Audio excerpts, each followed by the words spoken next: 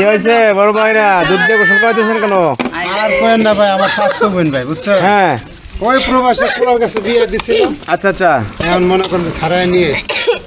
Divorce দিয়ে নিয়ে এসেছেন। হ্যাঁ, সমস্যা কি হয়েছিল ভাই? সমস্যা হলো পোলা বিয়ার 2 দিন ধরে বিদেশ গেছে, 10 বছর কোনো যোগাযোগ নাই। হ্যাঁ শ্বশুর শাশুড়ি ননদ মিলে ওরা মারধর করে, চিল্লাচিল্লি কত কথাবার্তা বলে, প্রতিদিনই বিচার তোমার বোন এটা করছে এটা করছে, যাই আবার রাস্তা বিরক্ত নিয়ে আসছে, ও বিরক্ত আয়া করছে।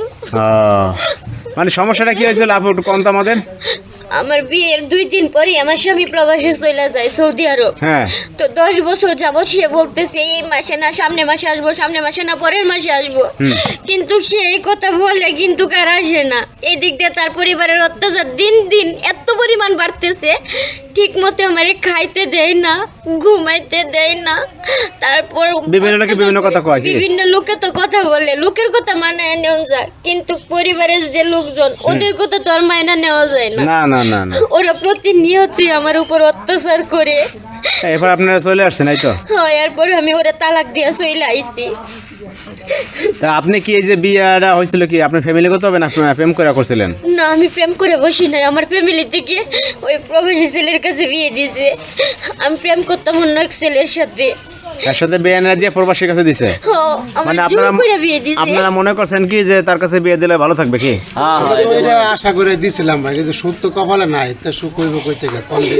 এর আছে কে লোকজন আছে কে গার্জিয়ান? এর শুধু মা আছে। শুধু একটা মা আছে বয়স্ক, আর এই নাই আর বাপ নাই? বাপ নাই, বাপ মারা গেছে। ভাই ব্রাদার নাই না? আমার আপন ভাই না, স্বাস্থ্য ভাই। আর ওই চাচা একজন আছে বুড়া, এই চাচা। হ্যাঁ এই চাচা বইতে থাকে। আর হয়েছে আপনার আব্বাকে মারা গেছে বিয়ের পর। আর বিয়ের পরে মারা গেছে 6 মাস পরে। এখন কি আর কোনো প্রবাসী ভাইদের কাছে বিয়ে দেবেন আপনার বোন রে? না, ওরা বিয়ে দিবে কি, আমি তো নিজে বিয়ে বসবো না। এই যে কানে ধরছি, দরকার লাগে দিন মজুর রিক্সাওয়ালা ভিক্ষা করে তাদের কাছে বিয়ে বসবো, ওই প্রবাসী ছেলের কাছে বিয়ে বসবো না। অনেক কিন্তু আসলে বিয়ে করে না, তাদের তো সংসার টিকে থাকে, প্রবাসে যায় আবার আসে, দেশে আসে। কিন্তু এটা হচ্ছে আপনার কপালের ফের, আপনি কপালে লেখা আছে এখন কপালে আছে, করবেন। নসিব। নসিব আর কিছুই না, বুঝছেন? যাই হোক, ঘটনা হয়েছে যে আপনি এখন অন্য জায়গায় ভালো ঘর পেলে বিয়ে দেবেন, এই তো ভাই? হ্যাঁ ভাই, এই ভালো একটা ঘর দেখতে বিয়ে দিয়ে দেবো আর কি। বুঝতে পারছি। এখন যাই হোক, কিছু করার নাই আর কি, এখন গোসল টোসল করাই দেন। কি করার আছে? যেহেতু ভুল করছেন আপনারা ভুল সংশোধন করেন কি?